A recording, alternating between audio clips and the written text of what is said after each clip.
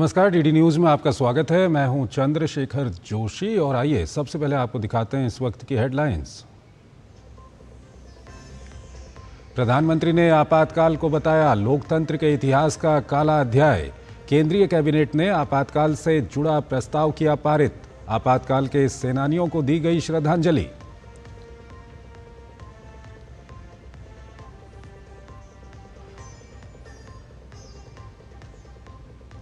आपातकाल के 50 वर्ष पूरे होने पर संविधान हत्या दिवस 2025 कार्यक्रम का आयोजन। अमित शाह ने पीएम मोदी के आपातकाल के अनुभवों पर आधारित पुस्तक द इमरजेंसी डायरीज का किया विमोचन। युवाओं से पुस्तक पढ़ने का आह्वान।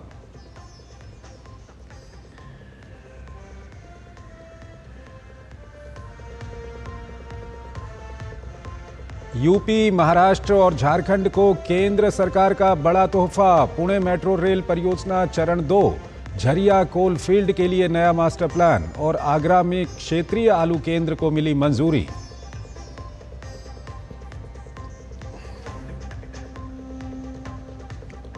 स्पेस स्टेशन के लिए रवाना हुए लखनऊ के शुभांशु शुक्ला।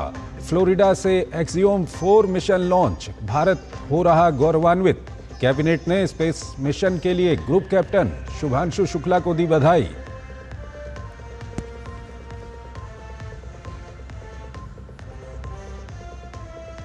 और सीबीएसई का बड़ा फैसला, अगले साल से 2 बार आयोजित की जाएगी 10वीं बोर्ड परीक्षा।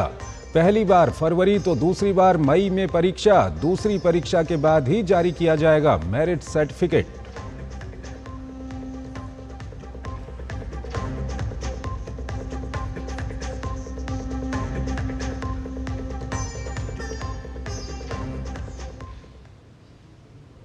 और आइए अब खबरों को विस्तार से देखते हैं। केंद्रीय गृह मंत्री अमित शाह ने आज नई दिल्ली में the emergency diaries years that forced a leader नामक पुस्तक का विमोचन किया। ये पुस्तक तत्कालीन युवा आरएसएस प्रचारक प्रधानमंत्री नरेंद्र मोदी की महत्वपूर्ण भूमिका को दर्शाती है। पुस्तक में लोकतंत्र के आदर्शों के लिए संघर्ष करने वाले पीएम मोदी की एक जीवंत तस्वीर पेश की गई है। केंद्रीय गृह मंत्री ने आपातकाल की 50वीं वर्षगांठ पर संविधान हत्या दिवस के कार्यक्रम के दौरान इस पुस्तक का विमोचन किया। इस दौरान सूचना एवं प्रसारण मंत्री अश्विनी वैष्णव भी मौजूद रहे। आपातकाल के दौर में प्रधानमंत्री नरेंद्र मोदी की भूमिका को संजोने वाली किताब the emergency diaries years that forced a leader का विमोचन नई दिल्ली में केंद्रीय गृह एवं सहकारिता मंत्री अमित शाह ने किया। ये किताब उनके आपातकाल के दिनों की यात्रा को समेटे हुए है। इसे पढ़कर 1975 से 1977 तक के काले दिनों की यादें ताजा हो जाती हैं। ब्लू क्राफ्ट डिजिटल फाउंडेशन द्वारा प्रकाशित इस किताब की भूमिका पूर्व प्रधानमंत्री और आपातकाल विरोधी आंदोलन के दिग्गज नेता एचडी देवगौड़ा ने लिखी है। ये किताब न सिर्फ उनके व्यक्तिगत अनुभवों को साझा करती है, बल्कि लोकतंत्र की रक्षा के संघर्ष की भी दास्तान है। ये नरेंद्र मोदी जी के आपातकाल के दौरान एक युवा संघ के प्रचारक के रूप में भूमिगत रहकर 19 माह तक जो आंदोलन जेपी के नेतृत्व में चला, नानाजी देशमुख के नेतृत्व में चला, वो आंदोलन में एक युवा कार्यकर्ता के नाते मोदी जी ने जिस प्रकार से संघर्ष किया, मीसाबंदी जो थे उनके घर में गए, उनकी परिजनों की पूछताछ की, उनके इलाज की व्यवस्था की। कई सारे गुप्त अखबार निकलते थे, उसको बाजारों में, चौराहों पर, विद्यार्थियों में, महिलाओं में बांटने का काम किया और गुजरात के अंदर एक संघर्ष का नेतृत्व इस युवा अवस्था में 24-25 साल के युवा नरेंद्र मोदी ने किया। किताब में जिक्र है कि कैसे प्रधानमंत्री नरेंद्र मोदी ने कई भेष धारण कर आपातकाल के खिलाफ आंदोलन चलाया। नरेंद्र मोदी जी उस वक्त भूमिगत रहकर काम करते थे। कभी साधु, कभी सरदार जी, कभी हिप्पी, कभी अगरबत्ती बेचने वाला या कभी अखबार डालने वाले फेरिया का काम कर कर ये सारे काम उन्होंने अंजाम किए थे। 25 साल के पूर्णकालिक आरएसएस प्रचारक नरेंद्र मोदी ने गुजरात में काम किया, जहां उन्हें संगठन को भूमिगत रूप से जीवित रखने का काम सौंपा गया था। किताब में वर्णित एक किस्से का जिक्र करते हुए अहमदाबाद नगर परिषद के मनोरंजन और विरासत समिति के अध्यक्ष राजीव दवे ने एक दिलचस्प घटना का जिक्र किया। सिख पोशाक पहने नरेंद्र मोदी ने एक ऑटो रिक्शा किराए पर लिया। उन्हें यह देखकर आश्चर्य हुआ कि ऑटो रिक्शा चालक भी एक लंबा और आकर्षक सरदार जी था। सिख यात्री को देखकर ऑटो रिक्शा चालक ने पंजाबी में उत्साहपूर्वक बातचीत शुरू कर दी। इस बिंदु पर एक खतरा था कि भेष बदलकर यह पता चल सकता था कि मोदी असली सरदार जी नहीं थे, बल्कि केवल सरदार जी की पोशाक पहने हुए थे। हालांकि नरेंद्र मोदी ने आत्मविश्वास के साथ स्थिति को संभालना जारी रखा। ऑटो रिक्शा चालक को जवाब दिया और अपनी कमजोर पंजाबी के लिए माफी मांगी। नरेंद्र मोदी ने ड्राइवर से कहा, मैं गुजरात में पैदा हुआ हूं और यहीं पला बढ़ा। अपने आत्मविश्वास और त्वरित सोच के साथ मोदी ने उस दिन खुद को बचा लिया। प्रधानमंत्री नरेंद्र मोदी ने आपातकाल विरोधी साहित्य, विशेष रूप से आरएसएस के भूमिगत प्रकाशनों की छपाई, अनुवाद और राष्ट्रव्यापी वितरण की देखरेख की। पुस्तक में गुजरात में आरएसएस के वरिष्ठ प्रचारक हरीश रावल के हवाले से एक घटना का जिक्र किया गया है, जिसमें नरेंद्र मोदी ने त्वरित और स्पष्ट जवाब देकर खुद को बचाया था। नरेंद्र मोदी आपातकाल विरोधी साहित्य के साथ रिक्शा में यात्रा कर रहे थे। एक पुलिस दल ने रिक्शा रोका, लेकिन सतर्क मोदी ने तुरंत पुलिस अधिकारियों को बताया कि वो स्थानीय विश्वविद्यालय में काम करते हैं और परीक्षा के प्रश्न पत्र लेने जा रहे हैं। मोदी ने पुलिस को बंडल खोलकर जांच करने की सलाह दी। चूंकि प्रश्न पत्र गोपनीय थे, इसलिए उन्हें विश्वविद्यालय जाकर विश्वविद्यालय के अधिकारियों को स्पष्ट करना होगा और कारण बताना होगा। आश्चर्यजनक रूप से पुलिस ने बंडल को हाथ तक नहीं लगाया। आपातकाल के खिलाफ अभियान का नेतृत्व करने वाले लोग, खासकर गुजरात में, मोदी को एक प्रमुख व्यक्ति के रूप में पहचानते थे। नतीजतन मोदी का नाम पुलिस डॉसियर में प्रमुख हो गया और गिरफ्तारी से बचना उनके लिए एक बड़ी चुनौती बन गई। कभी कभी जब उन्हें कार से यात्रा करने की आवश्यकता होती थी तो वे खुद को ड्राइवर के रूप में छिपा लेते थे और बिना किसी को पता चले यात्रा जारी रखते थे। The emergency diaries, years that forced a leader किताब आपातकाल और इससे जुड़ी घटनाओं का एक विधिवत वर्णन है। इसमें पीएम मोदी के उस दौर से जुड़े अनेकों किस्से और कहानियां हैं, जिसके कई किस्से उनकी गुप्त बैठकों से भी जुड़े हुए हैं। पुलिस को ऐसी बैठकों का पता न चल सके, इसके लिए वे कक्ष के बाहर जूते चप्पल अव्यवस्थित तरीके से रखने के लिए कहते थे, ताकि अंदर हो रही गतिविधि के बारे में किसी को पता न चल सके। प्रधानमंत्री के जीवन को आपातकाल के अनुभवों ने गहराई से प्रभावित किया। प्रचारक से प्रधानमंत्री तक की उनकी यात्रा सिर्फ राजनीतिक नहीं, बल्कि ये संघर्षों से भरी है। आपातकाल उनके जीवन का एक अहम पड़ाव है। उन्हें संविधान के मूल्यों को तार-तार होते देखना पसंद नहीं था और उन्होंने जब देश के बागडोर को अपने हाथों में लिया तो उस दौर की कड़वी यादों को भुलाने का काम नहीं किया। धिक्कार है सर, हमारे देश में इतना कुछ हुआ और हमें पता तक नहीं है। इसलिए तो प्रधानमंत्री नरेंद्र मोदी ने 25 जून को संविधान हत्या दिवस के रूप में घोषित किया। ब्यूरो इनपुट के साथ देवेंद्र सिंह रावत की रिपोर्ट, डीडी न्यूज।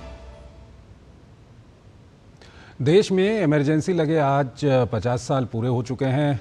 भारतीय इस दिन को संविधान हत्या दिवस के रूप में मनाते हैं। इस दिन भारतीय संविधान में निहित मूल्यों को दरकिनार कर मौलिक अधिकारों को निलंबित कर दिया गया था। इतना ही नहीं, प्रेस की स्वतंत्रता को भी खत्म कर दिया गया और कई राजनीतिक नेताओं, सामाजिक कार्यकर्ताओं, छात्रों और आम नागरिकों को जेल में डाल दिया गया था। 25 जून 1975 को लगाए गए आपातकाल को 50 साल हो गए हैं। आपातकाल के 50 वर्ष पूरा होने पर देश भर में संविधान हत्या दिवस मनाया जा रहा है। उपराष्ट्रपति जगदीप धनखड़ ने संविधान हत्या दिवस के मौके पर आपातकाल को काला दौर बताया और कहा कि उसे भूलने का जोखिम नहीं उठा सकते। Cannot afford not to learn about that darkest period. Very thoughtfully, the government of the day decided that this day will be celebrated as Svidhan Hatya Divas. The celebration will be that it will never happen again. वहीं रक्षा मंत्री राजनाथ सिंह ने देश में आपातकाल लगाए जाने के 50 साल पूरे होने पर एक्स पर लिखा कि आज से 50 साल पहले भारतीय लोकतंत्र का आपातकाल के माध्यम से गला घोटने का कुत्सित प्रयास किया गया था। संविधान को दरकिनार करते हुए जिस तरीके से देश पर आपातकाल थोपा गया, वो सत्ता के दुरुपयोग और तानाशाही का बहुत बड़ा उदाहरण है। भारत की आने वाली पीढ़ियां उनका योगदान कभी भुला नहीं सकती। केंद्रीय कृषि मंत्री शिवराज सिंह चौहान ने इमरजेंसी के दौर को याद किया। वहीं भाजपा अध्यक्ष जेपी नड्डा ने कांग्रेस पर तंज कसते हुए कहा कि 50 साल बाद कांग्रेस की मानसिकता वही है। कांग्रेस को तो माफी मांगना ही चाहिए इस पाप के लिए, अत्याचार के लिए, अन्याय के लिए, जिसमें कई लोग मारे गए। तत्कालीन प्रधानमंत्री इंदिरा गांधी ने भारत पर आपातकाल थोप दिया था और देश के संविधान की हत्या कर दी थी। 50 वर्ष बाद भी कांग्रेस उसी मानसिकता के साथ जी रही है।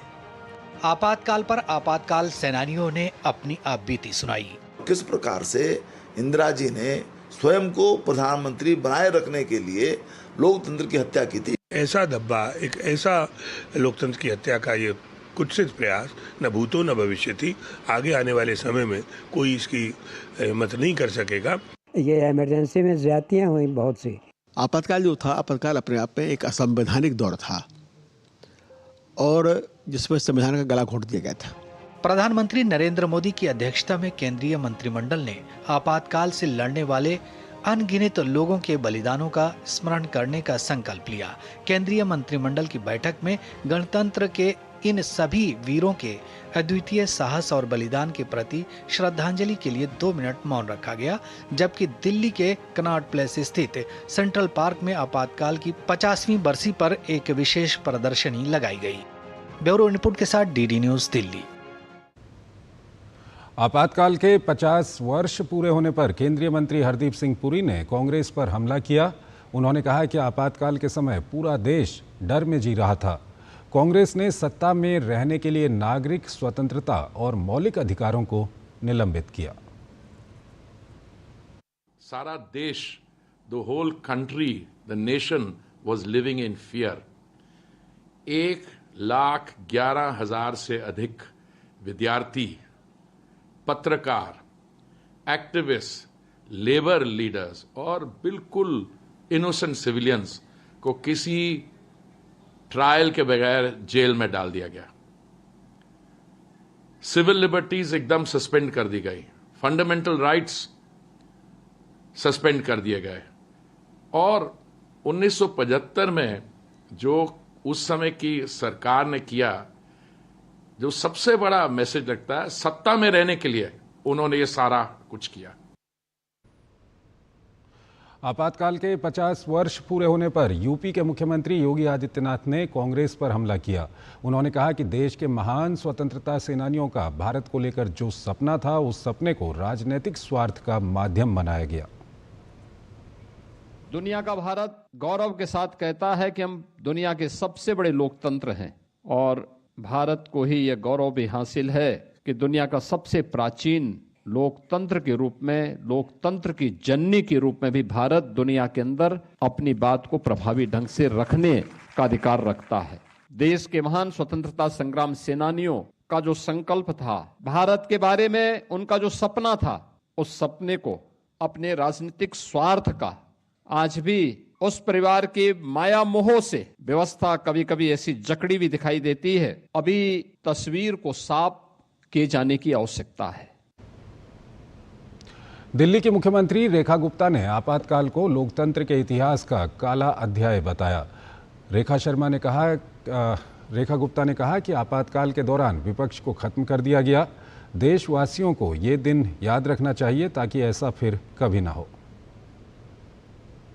25 जून 1975 का वो दिन, जिस दिन देश में लोकतंत्र की हत्या हुई। 50 साल बीत गए। मुझे उन लोगों पे हंसी भी आती है और गुस्सा भी आता है जो लोग लोकतंत्र को अपनी जेब में लेकर के घूमते हैं, दुहाई देते हैं कि लोकतंत्र की रक्षा करो। मैं उन्हें कहना चाहती हूं कि भाई, लोकतंत्र की हत्या करने वाले तो तुम्हारे ही पूर्वज थे, जिन्होंने भारत के इतिहास में इससे काला दिन नहीं हो सकता जब गला घोट दिया गया संविधान का। भाजपा के वरिष्ठ नेता और सांसद रविशंकर प्रसाद ने मुंबई के दादर में आयोजित एक विशेष प्रेस वार्ता में आपातकाल की घटना को लेकर कांग्रेस पार्टी पर तीखा प्रहार किया। उन्होंने आपातकाल को भारत के लोकतांत्रिक इतिहास का सबसे काला अध्याय बताते हुए इसे संविधान हत्या दिवस के रूप में याद किया। आज तक कांग्रेस के नेताओं ने इमरजेंसी के अत्याचार पर माफी नहीं मांगी है। कि हमने उस समय भारत में टॉर्चर किया, प्रेस के लोगों को बंद किया, पूरे हिंदुस्तान को जेल बनाया, ये हमने गलत किया। राहुल गांधी के तो पिताजी ने साफ साफ कहा था कि नई इमरजेंसी ठीक थी। मैं कांग्रेस पार्टी से पूछना चाहूंगा, ये साफ साफ जवाब दें, 60 लाख जबर नसबंदी किया, आपने ठीक किया? 1.5 लाख लोग गिरफ्तार हुए, ये आपने ठीक किया क्या? राहुल गांधी संविधान लेके घूमते हैं, लाल किताब। आपके समय में संविधान की हत्या हुई थी। मंगलवार को केंद्रीय कैबिनेट ने 3 अहम फैसलों को मंजूरी दी है। इस बैठक में जहां आपातकाल के 50 वर्ष होने पर एक प्रस्ताव पास किया गया, वहीं दूसरी ओर यूपी और महाराष्ट्र को बड़ी सौगातें दी गईं। पीएम नरेंद्र मोदी की अध्यक्षता में कैबिनेट की बैठक में बुधवार को 3 अहम फैसले लिए गए। पुणे के लोगों को मेट्रो विस्तार का तोहफा मिला है। कैबिनेट ने पुणे मेट्रो विस्तार के लिए कुल 3,626 करोड़ रुपए की मंजूरी दी है। इसके तहत पुणे मेट्रो लाइन 2 का विस्तार किया जाएगा। इस विस्तार के पूरा होने के बाद पुणे शहर में मेट्रो नेटवर्क की कुल लंबाई 80 किलोमीटर हो जाएगी।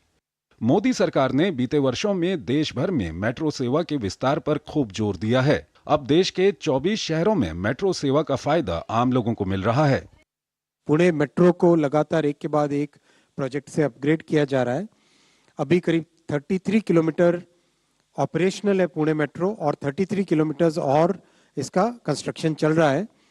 आज लाइन 2 इसका 3,626 करोड़ रुपीस के आउटले से इसका एक्सटेंशन अप्रूव हुआ। इससे 12 किलोमीटर 12.75 किलोमीटर और ऐड होंगे और 13 more stations will be added. City के जो बहुत फास्ट ग्रोइंग सबर्ब्स है ईस्ट और वेस्ट में, वो सब इससे कनेक्ट होंगे। बहुत सारे आईटी हब्स हैं, एकेडमिक एरियाज हैं और रेजिडेंशियल एरियाज हैं जिसको इसका बेनिफिट मिलेगा।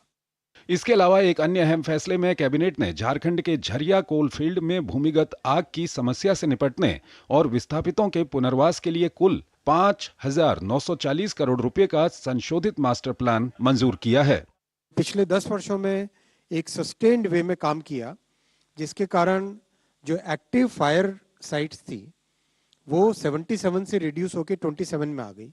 अब तक की जो लर्निंग रही, उस लर्निंग को लेके एक नया मास्टर प्लान आज कैबिनेट ने अप्रूव किया है, जो कि 5,940 करोड़ रुपए का है, जिनको अपना घर बार इन परिस्थितियों के कारण छोड़ना पड़ रहा है, उनको कैसे एक बेहतर जिंदगी दे सकें, बेटर स्किल दे सकें, बेटर लाइवलीहुड दे सकें, वो ध्यान में रखते हुए यहाँ पे किया गया है। यूपी के आगरा में आलू किसानों के लिए अच्छी खबर है। एक अहम फैसले में कैबिनेट ने आगरा में अंतर्राष्ट्रीय आलू केंद्र की स्थापना को मंजूरी दे दी है। ये सेंटर खोलने का फैसला किया गया है और केवल आलू के लिए नहीं, ये कंद की बाकी फसलों के स्वीट पोटैटो, शकरकंद, उसकी भी गुणवत्ता कैसे बढ़े, उसको भी हम उत्पादकता उसमें कैसे बढ़ा पाएं, रोगों से लड़ने की प्रतिरोधक क्षमता कैसे पैदा कर पाएं, उसके लिए भी काम करेगा। और एक समन्वय समिति बनेगी।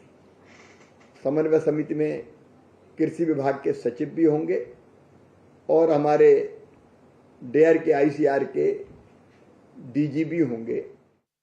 बीते एक वर्ष में मोदी सरकार ने कुल 10 लाख करोड़ रुपए के बुनियादी ढांचा परियोजनाओं को मंजूरी दी है, जिससे देश के विकास को नई रफ्तार मिली है। शैलेंद्र मिश्र के साथ bureau report, DD news. Bharat के अंतरिक्ष यात्री शुभांशु शुक्ला ने इतिहास रच दिया है। वो 25 जून 2025 को नासा के केनेडी स्पेस सेंटर से एक्सियोम 4 मिशन पर रवाना हुए। शुभांशु के साथ पोलैंड, हंगरी समेत 3 अन्य देशों के एस्ट्रोनॉट भी हैं। 3 अप्रैल 1984 को राकेश शर्मा के बाद शुभांशु पहले भारतीय होंगे जो अंतरिक्ष यात्रा करेंगे। उनका ये मिशन 14 दिन का होगा। 3, 2, 1, ignition and liftoff. For 3 nations, a new chapter in space takes flight. नमस्कार मेरे प्यारे देशवासियों, 40 साल बाद हम वापस अंतरिक्ष में पहुंच गए हैं। कमाल की राइड थी। मेरे कंधे पे मेरे साथ मेरा तिरंगा है। और इस तरह कई बार की देरी के बाद आखिरकार 25 जून 2025 को एक्सियोम 4 मिशन को अंतरिक्ष के लिए रवाना कर दिया गया। और इसके साथ ही भारतीय एस्ट्रोनॉट शुभांशु शुक्ला ने भी अंतरिक्ष के लिए अपनी पहली उड़ान भर ली। ये पल भारत के लिए बहुत ही महत्वपूर्ण पल है। एक्सियोम 4 ने फ्लोरिडा में नासा के John F Kennedy space centre के लॉन्च कॉम्प्लेक्स 39A से उड़ान भरी। अंतर्राष्ट्रीय अंतरिक्ष स्टेशन के लिए मिशन पर जाने वाले 4 अंतरिक्ष यात्रियों को स्पेस एक्स के मशहूर फाल्कन 9 रॉकेट पर ले जाया गया।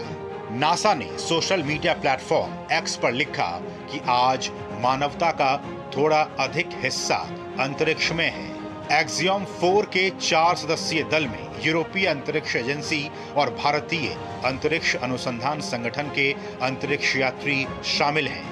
एक्सियोम स्पेस का चौथा निजी अंतरिक्ष यात्री मिशन कल यानी 26 जून को अंतर्राष्ट्रीय अंतरिक्ष स्टेशन पर पहुंचेगा।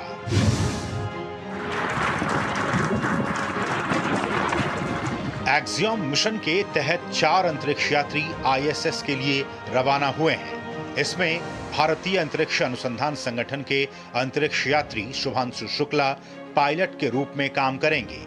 नासा की पूर्व अंतरिक्ष यात्री और एक्सियोम स्पेस में मानव अंतरिक्ष उड़ान के निदेशक पैगी विटसन मिशन की कमान संभालेंगी। यूरोपीय अंतरिक्ष एजेंसी के परियोजना अंतरिक्ष यात्री पोलैंड के स्लावोज उजान्स्की विस्नेवस्की और हंगरी के अंतरिक्ष यात्री टिबोर कापू दोनों मिशन विशेषज्ञ के रूप में काम करेंगे। 3 nations, a new chapter in space takes flight. राष्ट्रपति द्रौपदी मुर्मू और प्रधानमंत्री नरेंद्र मोदी ने भी मिशन की सफलता की कामना की।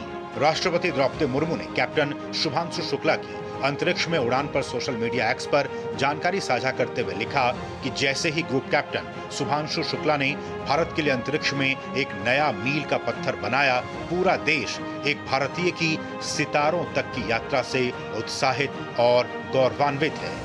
वहीं प्रधानमंत्री नरेंद्र मोदी ने कैप्टन शुभांशु शुक्ला की अंतरिक्ष में उड़ान पर सोशल मीडिया एक्स पर जानकारी साझा करते हुए लिखा कि हम भारत, हंगरी, पोलैंड और अमेरिका के अंतरिक्ष यात्रियों को ले जाने वाले अंतरिक्ष मिशन के सफल प्रक्षेपण का स्वागत करते हैं। भारतीय अंतरिक्ष यात्री ग्रुप कैप्टन शुभांशु शुक्ला अंतर्राष्ट्रीय अंतरिक्ष स्टेशन पर जाने वाले पहले भारतीय बनने की राह पर हैं। वो 1.4 अरब भारतीयों की इच्छाओं, आशाओं और आकांक्षाओं को अपने साथ लेकर चल रहे हैं। उन्हें और अन्य अंतरिक्ष यात्रियों को सफलता की शुभकामनाएं। केंद्रीय विज्ञान और प्रौद्योगिकी मंत्री डॉक्टर जितेंद्र सिंह ने भी ग्रुप कैप्टन शुभांशु शुक्ला के अंतर्राष्ट्रीय अंतरिक्ष स्टेशन के लिए रवानगी को भारत के लिए गौरव का क्षण बताया। Today we are collaborating with NASA in an equal measure, in an equal platform. So India is no longer a follower. That Shubhanshu Shukla, the Indian member of the crew, is going to be the most crucial component of this entire mission, which is going to last about 2 weeks or so. It might be plus minus, because he's the pilot and he's going to perform 7 exclusive experiments which have been designed by India, which have been, the kits have been provided by India. Shubhanshu के परिवारजनों ने भी खुशी का इजहार किया और कहा कि ये भारत के लिए बहुत ही गर्व का पल है। बहुत अच्छा लग रहा है, तरह करते हैं कि मतलब उसने आप लोगों ने किया ये हम उसके लिए धन्यवाद देते हैं और मिशन उसका सक्सेसफुल रहा है। अभी ईश्वर की कृपा है। बहुत बढ़िया है, कहें और क्या कहें क्या ना कहें तो सब आप लोग देख ही रहे हो। अनुभव की कोई ज्यादा इमोशनल हो। शुभांशु भारतीय वायुसेना के अनुभवी टेस्ट पायलट हैं। उनके पास Sukhoi 30, MiG 21, MiG 29, Jaguar, Hawk और अन्य विमानों में 3000 घंटे से भी अधिक उड़ान का अनुभव है। शुभांशु ISS पर 7 भारतीय और 5 नासा के साथ मिलकर प्रयोग करेंगे। लखनऊ से विकास के साथ bureau report, DD news.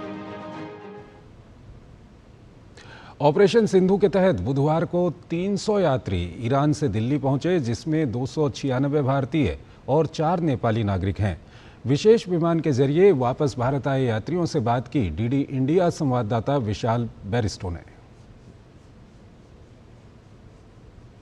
Indian government का बहुत बहुत शुक्रिया। बहुत उन्होंने जो काम जैसे उनको करना चाहिए तो उन्होंने बहुत अच्छा काम किया है। अब कोई तकलीफ हुई आपको? कोई तकलीफ नहीं, अच्छे से अच्छा होटल दिया उन्होंने अच्छे से अच्छा खाना दिया, सब कुछ दिया। बहुत बहुत शुक्रिया गवर्नमेंट को, इंडियन एम्बेसी को बहुत बहुत शुक्रिया। बहुत ज़बरदस्त अरेंजमेंट रहा और बहुत बहुत धन्यवाद कहेंगे अपने प्राइम मिनिस्टर को और योगी जी को कि उन्होंने इतने अरेंजमेंट किया और इतने सही तरीके से हम लोग जो है वो ईरान से यहाँ आ गए और इन हम लोग के बावजूद भी हमारी गवर्नमेंट ने इतना हमारे साथ योगदान किया। बहुत बहुत धन्यवाद, बहुत बहुत शुक्रिया। इंडिया की बहुत अच्छा लग रहा है, अपने वतन में आए हैं और हम बहुत शुक्रगुजार हैं इंडियन गवर्नमेंट के कि उन्होंने हमें यहाँ ऐसे मौके पर इस बात का सबूत दिया कि वो अपने इंडियन से मोहब्बत करते हैं। हर कदम पे हमारे देश की एम्बेसी ने हमारा बहुत ख्याल रखा और बाकायदा हम लोगों के साथ कदम पे कदम साथ दिया उन्होंने और बहुत खुशी हुई कि हम लोग अपने वतन वापस आ गए। अपने वतन की मिट्टी पे आके बहुत अच्छा लगा। अभी आप खुश हैं यहाँ पर आके? बहुत ज़्यादा। अपने वतन में आके कौन खुश नहीं होता है? अपने वतन में आके कौन खुश नहीं होगा। ये तमाम वो लोग हैं जो ईरान से अपनी जान बचाकर हिंदुस्तान वापस आ गए हैं सुरक्षित। कैमरामैन अरमान के साथ मैं विशाल बेरिस्टो, डीडी न्यूज़, दिल्ली।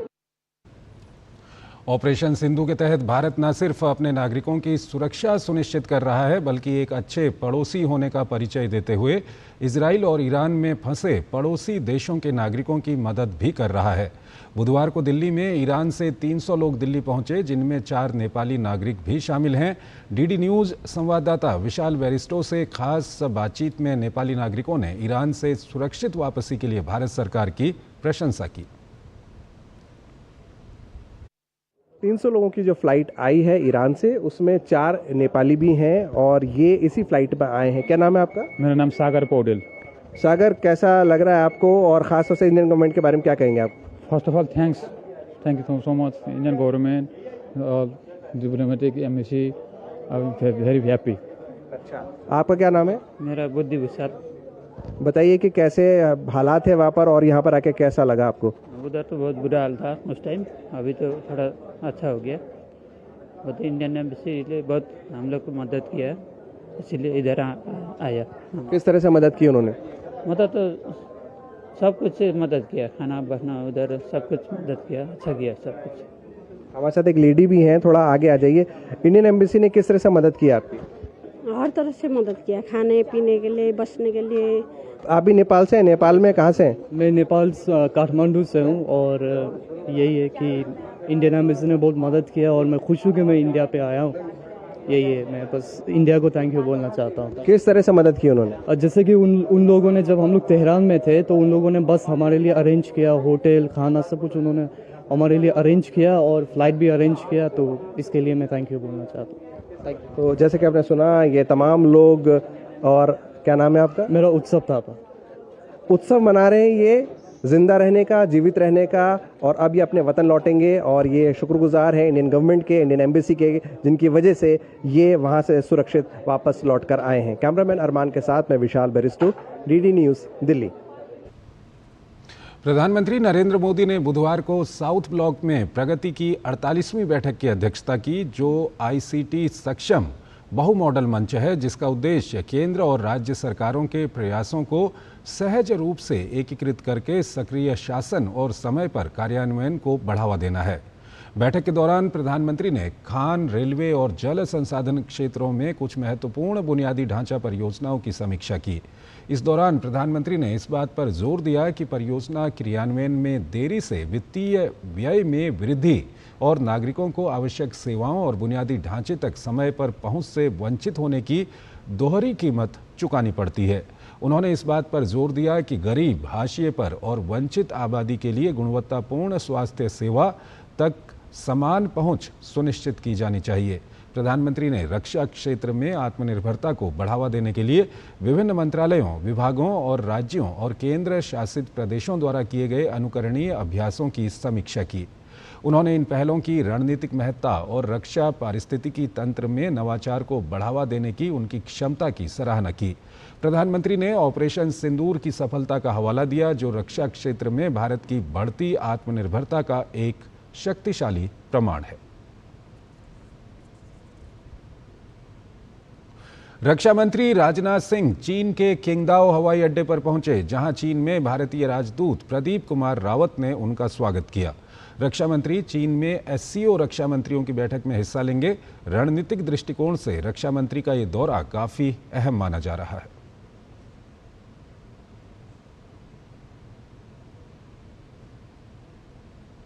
हिमाचल प्रदेश के कुल्लू जिले के बंजारा उपमंडल में दोपहर बाद अचानक भारी बारिश और 3 जगह पर बादल फटने के बाद जगह जगह तबाही का मंजर दिखाई दे रहा है। चेंज घाटी के जीवा नाला में बादल फटने के बाद बिहाली गांव के करीब आधा दर्जन मकान क्षतिग्रस्त हुए हैं और बाढ़ के मलबे में 3 लोग लापता हैं। वहीं सेंज घाटी के सिउंड और सेंज में भी बाढ़ से काफ़ी नुकसान हुआ है। बादल फटने से कई जगहों पर ग्रामीणों के खेत और फसलों को भी भारी नुकसान पहुंचा है। वहीं बंजार विधायक सुरेंद्र सौरी बाढ़ प्रभावित क्षेत्र का दौरा कर प्रभावितों से मिले। 1:30 बजे के बीच में बाढ़ आई। मैं ऊपर बगीचे जा रहा था। इस बाढ़ में मेरे पापा और बहन बाढ़ में बहे और 5 घर थे यहाँ पे, वो भी बहे और भेड़ बकरी थी, बहुत सारा पशुधन था, वो भी गया। यहाँ पे बहुत सारे पेड़ पौधे, हर चीज, सब्जी थी, हर चीज थी, सारा बह गया। कुल्लू डिस्ट्रिक्ट के अलग अलग पार्ट्स में जो है वो क्लाउड बर्स्ट के इंसिडेंट्स हुए हैं। इसमें मेनली हमारा सोलांग नाला में स्नो गैलरी वाला एरिया है। गढ़सा वैली में एक रिपोर्ट है क्लाउड बर्स्ट की, और बंजार में तीर्थन वैली की तरफ को होन गार्ड। रेला बिहाल एक छोटा सा गांव है, वहाँ 4 घर जो है वो पूरी तरह से वॉश आउट हुए हैं। एक गाड़ी भी चली गई है, एक दुकान भी डैमेज हुआ है। भारत और वियतनाम के बीच बुधवार को नई दिल्ली में 13वीं राजनीतिक परामर्श बैठक और 10वीं रणनीतिक वार्ता का आयोजन हुआ। इस उच्च स्तरीय बैठक की सह अध्यक्षता भारत के पूर्वी क्षेत्र मामलों के सचिव पी कुमारन और वियतनाम के उप विदेश मंत्री गुएन मन कुयोंग ने की। बैठक के दौरान दोनों पक्षों ने भारत वियतनाम द्विपक्षीय संबंधों की संपूर्ण समीक्षा की और व्यापक रणनीतिक साझेदारी को और सशक्त बनाने के लिए संभावित पहलों और उपायों पर चर्चा की। इस दौरान क्षेत्रीय और वैश्विक मुद्दों पर भी विचारों का आदान प्रदान किया गया।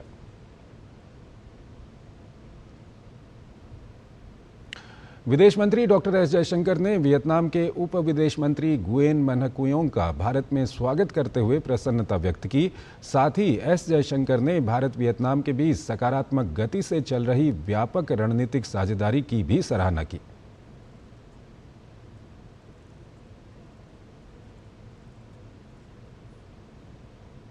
दिल्ली सरकार ने राजधानी के व्यापारियों के लिए एक ऐतिहासिक निर्णय लिया है। दिल्ली व्यापारी कल्याण बोर्ड के गठन को स्वीकृति दी गई है।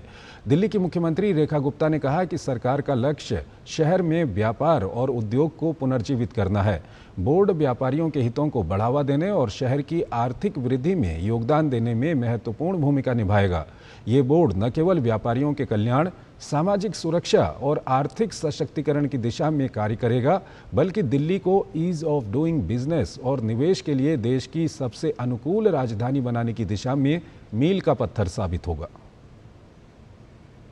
दिल्ली ट्रेडर्स वेलफेयर बोर्ड ये अपने आप में एक बहुत बड़ा प्लेटफॉर्म रहने वाला है, जो कि व्यापारियों की समस्या को भी दूर करेगा, उनकी सामाजिक सुरक्षा की चिंता भी करेगा, उनको वित्तीय सहायता देना, उसमें निवेश और रोजगार के नए अवसरों उपलब्ध कराना और विभिन्न विभागों में जुड़ी हुई व्यापारिक क्रियाएं जो होती है उसको लेकर के भी उनके सुझाव, पॉलिसी फॉर्मेशन, रिफॉर्म्स की बातचीत, रेगुलेटरी चैलेंजेस जो इनके सामने आते हैं उनकी चिंता करना, ईज ऑफ डूइंग बिजनेस का माध्यम बनना और एम्प्लॉयमेंट एंड इन्वेस्टमेंट्स को बूस्ट करना, ये सारे के सारे कार्य वो होंगे जो हमारा ये बोर्ड करेगा।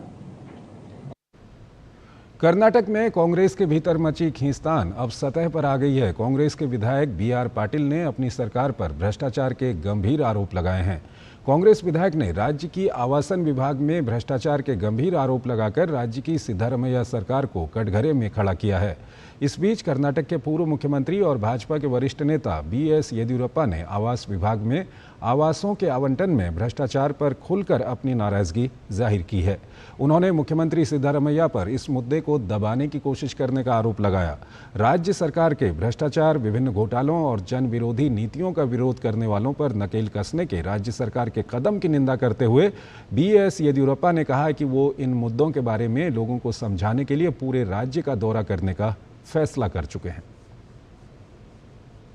I'm going to tour after 3-4 days for one day in each district. When I think most probably I will start from Bidar. So I am going to explain everything about this corrupt government.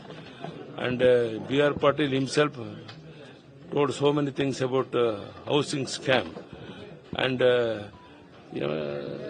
Mohandas Pai also expressed his opinion about this government. These things will be discussed in detail, and there is no moral right to continue as the government in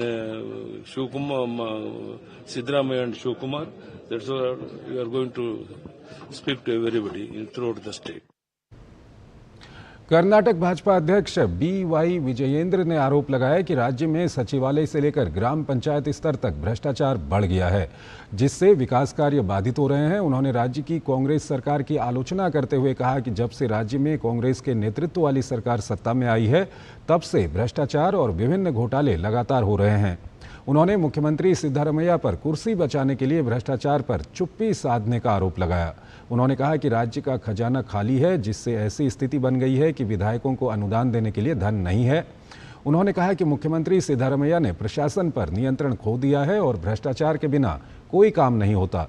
उन्होंने कहा कि आवास आवंटन को लेकर भ्रष्टाचार के आरोप सामने आने के बावजूद संबंधित मंत्री से इस्तीफा नहीं मांगा गया है।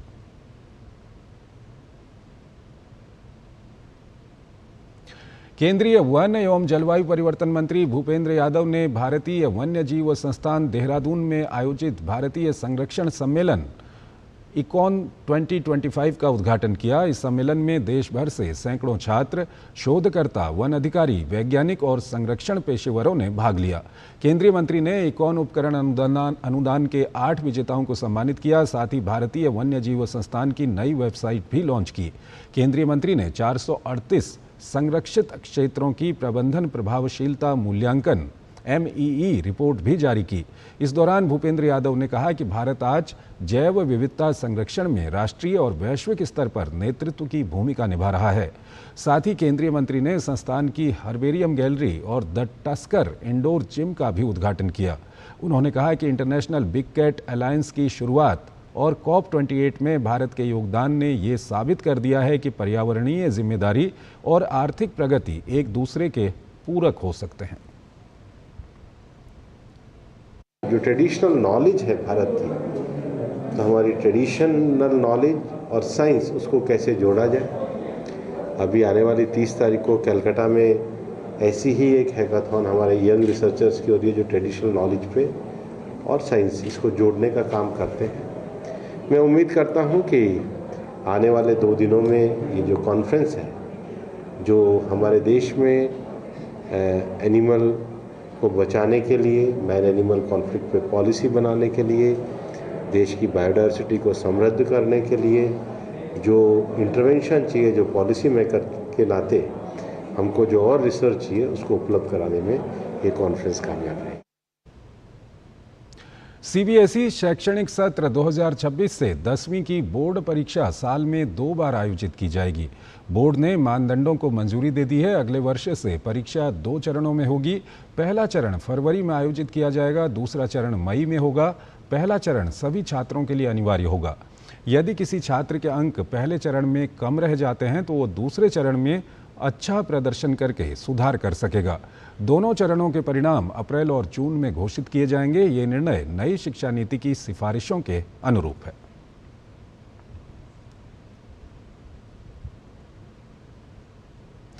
केंद्रीय माध्यमिक शिक्षा बोर्ड ने 10वीं की बोर्ड परीक्षा को साल में 2 बार आयोजित करवाने के नियमों को मंजूरी दे दी है। अब साल 2026 से 1 साल में 2 बार बोर्ड परीक्षाएं होंगी। केंद्रीय शिक्षा मंत्री धर्मेंद्र प्रधान ने एक्स पर लिखा कि ये सराहनीय और बहुत ज़रूरी कदम है। इससे परीक्षा का तनाव कम होगा, ज़्यादा लचीलापन मिलेगा और सीखने का आनंददायक माहौल बनेगा। NEP 2020 की एक प्रमुख सिफारिश है कि साल में 2 बार परीक्षाएं छात्र केंद्रित दृष्टिकोण अपनाएं और वैश्विक शिक्षा प्रथाओं के साथ भी तालमेल बैठाएं। केंद्र सरकार ने बुधवार उत्तर प्रदेश के गौतम बुद्ध नगर में 417 करोड़ रुपए के इलेक्ट्रॉनिक्स मैन्युफैक्चरिंग क्लस्टर की स्थापना को मंजूरी दी है। इससे स्थानीय मैन्युफैक्चरिंग और नवाचार को बढ़ावा मिलेगा। EMC 2.0 परियोजना का विकास यमुना एक्सप्रेसवे औद्योगिक विकास प्राधिकरण YEIDA द्वारा किया जाएगा। क्लस्टर 200 एकड़ में फैला होगा और इसमें 2500 करोड़ रुपए का निवेश आने की उम्मीद है। परियोजना की समीक्षा केंद्रीय इलेक्ट्रॉनिक्स और आईटी मंत्री अश्विनी वैष्णव और राज्य मंत्री जितिन प्रसाद ने की। परियोजना को लागू करने में राज्य सरकार की महत्वपूर्ण भूमिका है।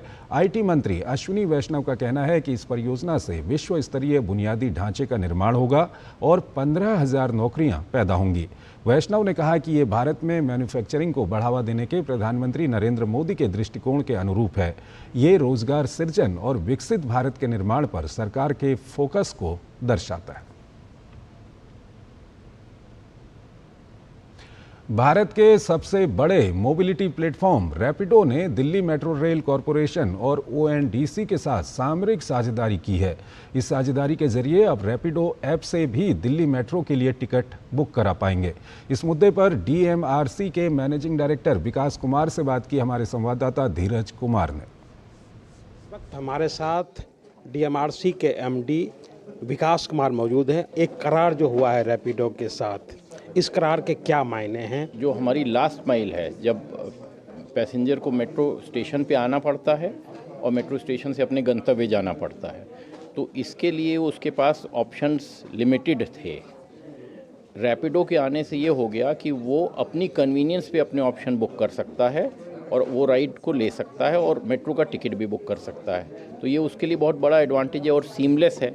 एक ही क्लिक में वो अपनी लास्ट और फर्स्ट माइल की राइड भी बुक कर लेगा और मेट्रो टिकट भी बुक कर लेगा और उसको पता भी रहेगा कि उसकी राइड इस टाइम है। अदरवाइज़ और जो मोड्स हैं उसके लिए बस है या उसके लिए उसको वेट करना पड़ता है कि कब बस आएगी कब नहीं आएगी। मेट्रो की भी अपनी बस सेवाएं हैं जो एक स्टेशन से और लास्ट पोजीशन तक है, तो उसके साथ ये सेवाएं कितना महत्वपूर्ण है? देखिए, मेट्रो की बस सेवाएं जो हैं वो मेट्रो नहीं, वो दिल्ली सरकार की जो डिपार्टमेंट है, ट्रांसपोर्ट डिपार्टमेंट, वो चलाता है। ठीक है, वो भी एक मोड है लोगों के जाने के लिए। मैं बता रहा हूँ ना, यहाँ पर आजकल ऑप्शन ये है कि पैसेंजर को आप ऑप्शन दीजिए, जो मोड उसको सहूलियत लगे वो इस्तेमाल करे। तो ये एक रैपिडो भी एक ऑप्शन मिला है उसे, उसी तरह बस तो एक ऑप्शन है ही उसके पास। लेकिन बस में जो देखा गया है, ये देखा गया अगर बड़ी बसेस होती हैं और हमारे स्टेशन से चलती हैं तो कई बार उसमें स्टेशन से इतना ऑफटेक ही नहीं आता है कि उतने पैसेंजर्स भरें, तो कई बार वो बस खाली भी जाती है, जिससे कि प्रॉपर ऑप्टिमाइजेशन नहीं होता है। इसमें तो हर तरह की राइड अवेलेबल है आपके पास। सिंगल राइड के लिए 2 व्हीलर है, 3 व्हीलर है, टैक्सी है, सारा कुछ है। हमारे पास स्मार्ट कार्ड है और जिसके जरिए हमें 10% की छूट मिलती है। रैपिडो भी दावा कर रही है कि हम जो पैसेंजर हैं, जो यात्री हैं, उनको हम छूट देंगे। इसको हम किस तरीके से देखें? नहीं, रैपिडो बहुत अच्छा काम कर रही है। इससे लोग अट्रैक्ट होंगे उसकी सर्विस की तरफ और ओवरऑल वो देखेंगे कि जब बढ़िया सर्विस मिल रही तो और लोग आएंगे। तो वो उनका प्लान हमें लगता है ये है कि ज़्यादा लोगों को अट्रैक्ट करना, जिससे वॉल्यूम्स में मिल जाए तो उनको भी फ़ायदा होगा, पब्लिक को भी होगा। इस करार से जो आम जनता है, जो आम यात्री है, उनको ज़रूर अधिक से अधिक फ़ायदा मिलेगा। क्या नाम है? सुमित धीमान के साथ धीरज कुमार, डीडी न्यूज़, दिल्ली। एक दशक पहले सोचा गया सपना अब हकीकत बन चुका है। स्मार्ट सिटी मिशन ने सिर्फ इंफ्रास्ट्रक्चर ही नहीं, आशाएं भी बनाई हैं। देखिए विशेष रिपोर्ट।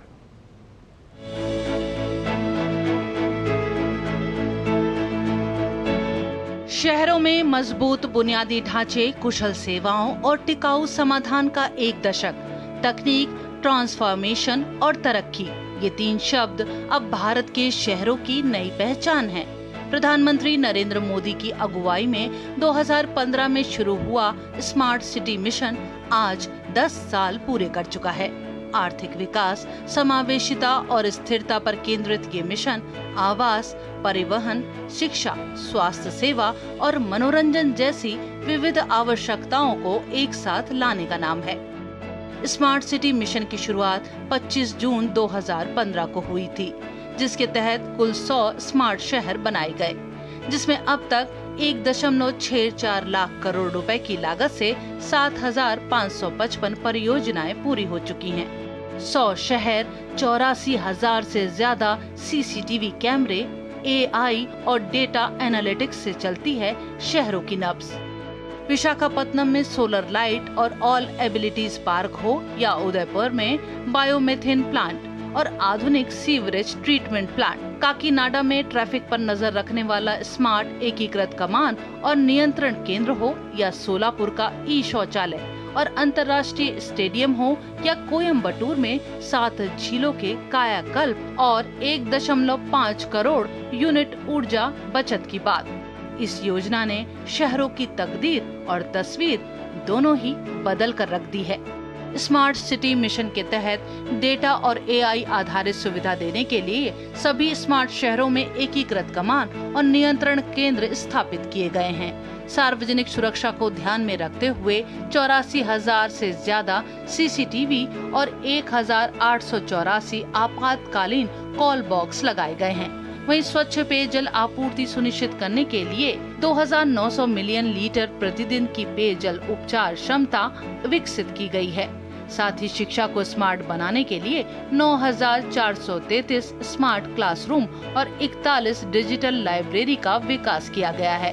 तो वहीं स्वास्थ्य व्यवस्था को स्मार्ट बनाने के लिए 172 ई स्वास्थ्य केंद्र और 152 स्वास्थ्य एटीएम भी विकसित किए गए हैं। 1 दशक पहले देखा गया सपना अब हकीकत बन चुका है।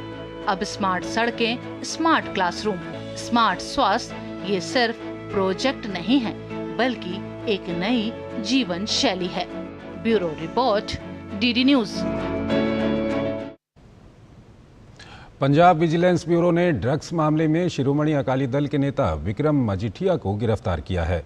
विक्रम सिंह मजीठिया को उनके आवास से ले जाया गया। इस संबंध में पंजाब के पूर्व विधायक और शिरोमणि अकाली दल के वरिष्ठ नेता डॉक्टर दलजीत सिंह चीमा ने विरोध जताते हुए आम आदमी पार्टी पर निशाना साधा है। उन्होंने कहा है कि आप पार्टी अपने भ्रष्टाचार से ध्यान भटकाने के लिए ऐसे काम कर रही है।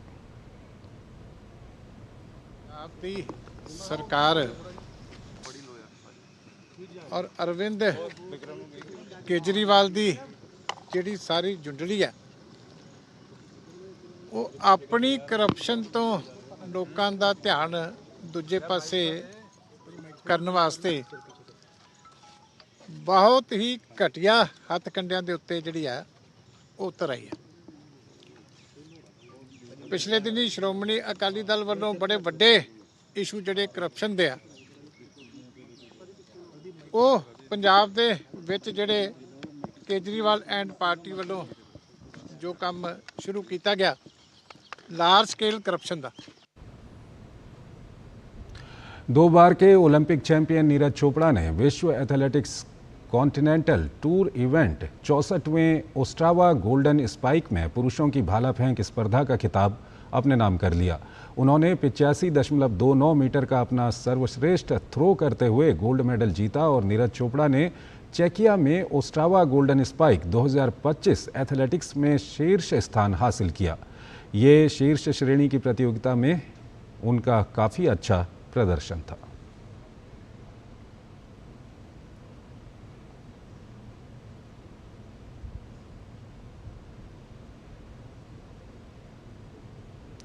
जमैका की दिग्गज धाविका और 3 बार की ओलंपिक स्वर्ण पदक विजेता शेली एन फ्रेजर प्राइस ने घोषणा की है कि वो इस सप्ताह से शुरू हो रही जमैका राष्ट्रीय एथलेटिक्स चैंपियनशिप में अपने करियर की अंतिम दौड़ लगाएंगी।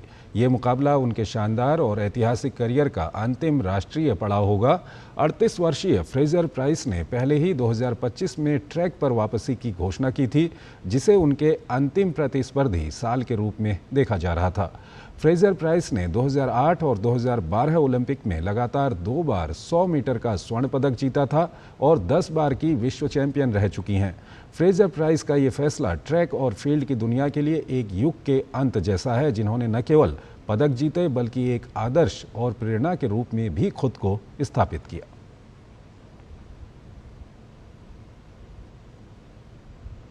विंबलडन की पहली चैंपियनशिप की 150वीं वर्षगांठ पर सर एंडी मरे को टूर्नामेंट के 2027 संस्करण के दौरान विंबलडन में एक प्रतिमा के साथ सम्मानित किया जाएगा, जो टूर्नामेंट की शुरुआत के 150 साल पूरे होने का प्रतीक होगा। ऑल इंग्लैंड क्लब ने इसकी पुष्टि की है। मरे 1977 में वर्जीनिया वेड के बाद 2012 यूएस ओपन में पहले ब्रिटिश ग्रैंड स्लैम एकल चैंपियन बने, जहां उन्होंने 5 सेट के रोमांचक फाइनल में नोवाक जोकोविच को हराया। 1936 में फ्रेड पेरी के बाद पहले ब्रिटिश पुरुष विंबलडन चैंपियन बने, जिसने ग्रास कोर्ट मेजर में घरेलू विजेता के लिए देश के 77 साल के इंतजार को समाप्त कर दिया। 2016 में उन्होंने अपना दूसरा विंबलडन खिताब जीता और एटीपी रैंकिंग में विश्व नंबर 1 पर पहुंचने वाले पहले ब्रिटिश खिलाड़ी बने। 2 बार के ओलंपिक पुरुष एकल स्वर्ण पदक विजेता एंडी मरे ने 2024 पेरिस ओलंपिक के बाद अपने शानदार खेल करियर को अलविदा कह दिया।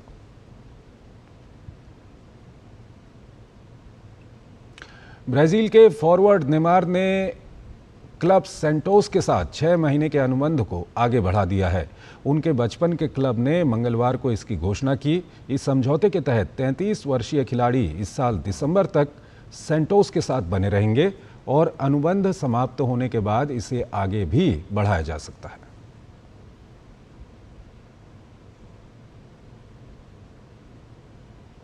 मेघालय के मुख्यमंत्री कोनराड संगमा ने राज्य के 26 खेल संघों को राष्ट्रीय खेल 2027 की तैयारियों के लिए 39 करोड़ रुपए से अधिक की धनराशि दी है। ये धनराशि आधुनिक उपकरण खरीदने, प्रशिक्षण सुविधाओं में सुधार करने और राष्ट्रीय स्तर पर बेहतर प्रदर्शन करने के लिए खर्च की जाएगी।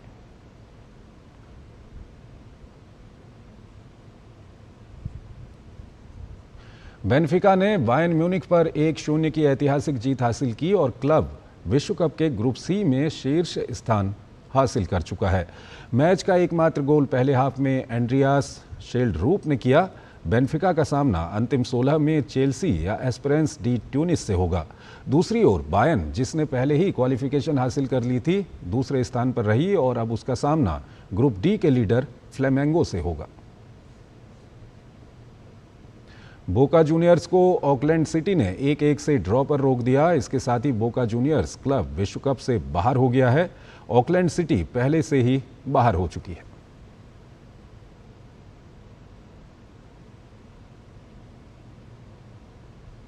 तो इस बुलेटिन में फिलहाल इतना ही। आप बने रहिए डीडी न्यूज़ के साथ। नमस्कार।